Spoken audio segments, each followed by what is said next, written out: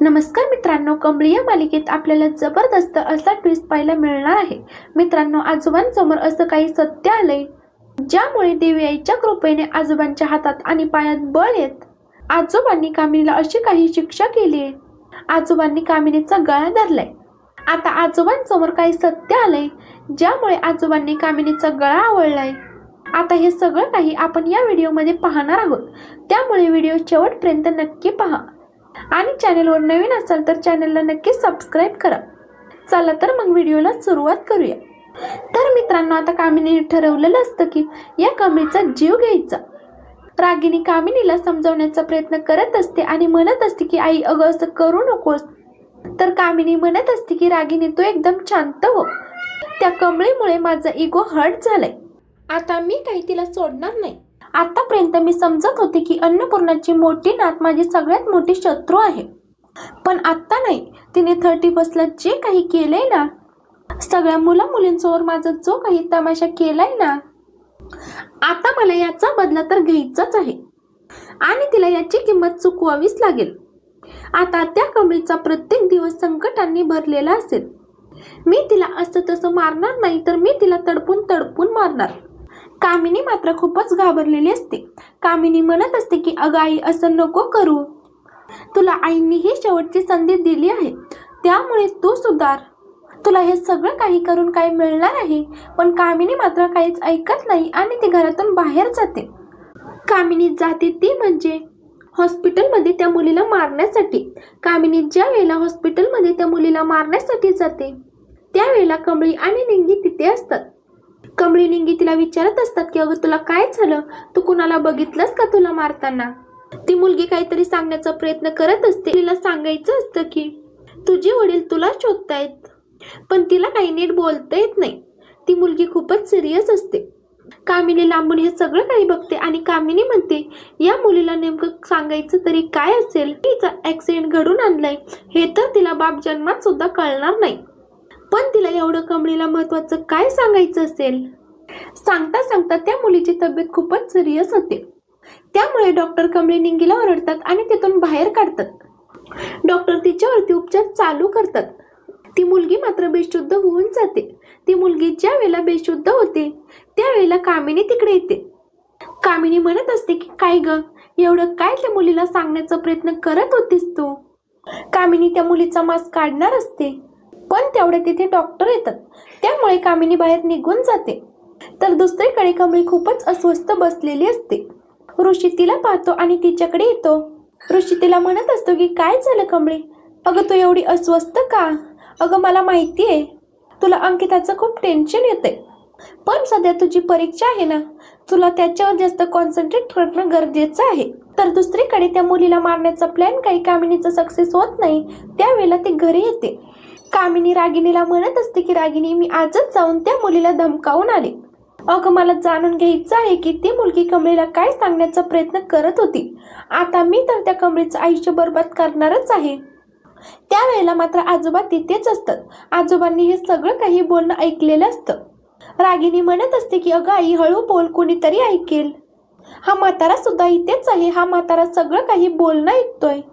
तर कामिनी म्हणत असते की अगं हा थेरडा काय करणार आहे. हा थेरडा, याला साधा आपला हातही हलवता येत नाही आणि हा कोणाला सांगणार आहे.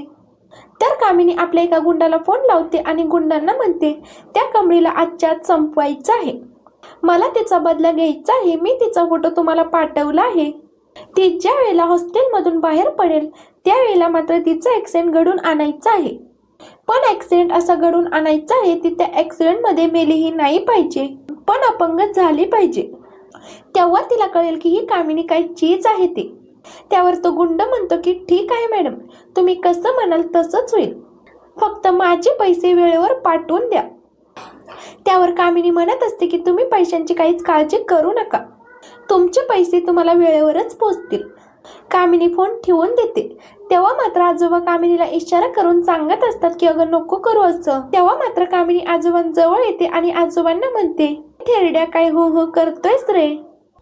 अरे त्या कमळीला तर मी जिवंत सोडणार नाही. तिला तुझ्यासारखं व्हीलचेअरवर बसवणार मी. तुझी कशी अवस्था केली होती ना तशीच तिची अवस्था करणार. आता तुला काय करायचंय ना ते कर. जा, तुला म्हातारीला सांगायचंय का? जा, म्हातारीला सांग. तर आजोबा मनात विचार करतात आणि म्हणतात, देवा, तू मला कसल्या संकटात अडकवलेस रे? अरे, मला सगळं काही माहिती असून मला कोणालाच काही सांगता येत नाही. देवा, अरे मला माहिती आहे की कमळी माझी मोठी नात आहे, तेही सत्य मी कोणालाच सांगू शकत नाही. आणि ही नीच बाई तिलाच मारायला निघाली आहे. म्हणजे कमळी आम्हाला भेटायच्या आधी, माझी नात माझ्या बायकोला भेटायच्या आधी तू त्यांना असं वेगळं करतोयस का रे देवा? देवा, आता तूच काहीतरी कर आणि मला बळ दे. कामिनी आजोबांजवळ वाकून आजोबांच्या कानात सगळं काही बोलत असते आणि म्हणत असते की थेरड्या, सांग, जा, कोणाला सांगायचंय ना त्यांना सांग. त्या कमळीवर खूप जीव आहे ना तुझा आणि तुझ्या म्हातारीचा. तिच्यामुळे तुझ्या म्हातारीने माझा अपमान केला. त्या कमळीची तर मी अशी अवस्था करणार ना की ती कोणाला तोंड दाखवायच्या सुद्धा लायकीची राहणार नाही. आजोबांना मात्र खूपच राग आलेला असतो. आजोबा देवी आईचा धावा करतात आणि आजोबांच्या हातात थोडंसं बळ आलेलं असतं. आजोबा तसाच कामिनीचा गळा दाबू लागतात. आजोबा ज्या वेळेला कामिनीचा गळा दाबत असतात त्यावेळेला मात्र कामिनीला खूपच त्रास होत असतो. कामिनी आजोबांचा हात सोडवण्याचा प्रयत्न करत असते, पण आजोबा गळ्यावरचा हात काही सोडत नसतात. रागिनी सुद्धा कामिनीला मदत करत असते, मात्र आजोबा हात सोडायला काही तयार नसतात. कामिनी मात्र मोठमोठ्याने ओरडायला लागते आणि म्हणत असते की दादा सोड, अरे काय करतोयस तू, सोड दादा. पण आजोबा कामिनीचा गळा काही सोडत नाही. त्याच वेळेला अन्नपूर्णा आणि राजन तिथे येतात. राजन आणि अन्नपूर्णाला हे सगळं काही दृश्य पाहून खूप मोठा धक्का बसतो. अन्नपूर्णा आजोबांकडे येते आणि आजोबांना म्हणते, अहो अहो, का धरले तुम्ही तिला असं? सोडा तिला. कामिनी, रागिनी, काय झालंय, हे असे का वागत आहेत तुम्ही, सांगाल का मला?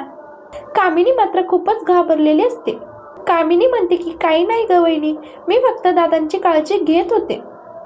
जेव्हा मी दादांच्या पायाशी बसले तेव्हा त्यांनी मात्र माझा डायरेक्ट गळा आवरला. तेव्हा अन्नपूर्णा म्हणते की कामिनी, ते असं काही करणार नाहीत, तूच नक्कीच काहीतरी केलं असशील. मला सांग, काय झालंय ते, मला खरं खरं सांग.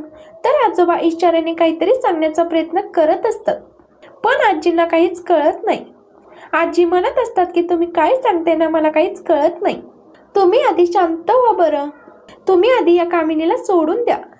तर आजोबा इशाऱ्यानेच नाही म्हणत असतात. कामिनीला मात्र खूप त्रास होतो. कामिनी म्हणत असते की अगं वहिनी, सोड मला. अगं हा दादा काय करतोय बघ, याला काही माझा जीव घ्यायचा आहे का? तेव्हा अन्नपूर्णा म्हणते की अहो सोडा त्यांना. अन्नपूर्णाच्या सांगण्यावरून आजोबा कामिनीला सोडतात. पण आता कामिनीचा सगळा डाव आजोबांना कळलेला असतो आणि आजोबांच्या हाताची हालचाल सुद्धा चालू होते. आजोबा मात्र अन्नपूर्णाला तिथे ठेवलेला कागद आणि पेन मागतात आणि त्या कागद आणि पेनावर आणि त्या कागदावर कामिनीचं सगळं काही कटकारस्थान लिहून अन्नपूर्णाला दाखवतात. त्यानंतर अन्नपूर्णा मात्र खूपच चिडलेली असते. अन्नपूर्णा जोरातच एक कामिनीच्या कानाखाली मारते. कामिनीचा चेहरा मात्र बघण्यासारखा झालेला असतो. तर मित्रांनो, तुम्हाला हा आलेला ट्विस्ट कसा वाटला कमेंट करून नक्की कळवा आणि आपल्या चॅनलवर नवीन असाल तर चॅनलला नक्की सबस्क्राईब करा. धन्यवाद.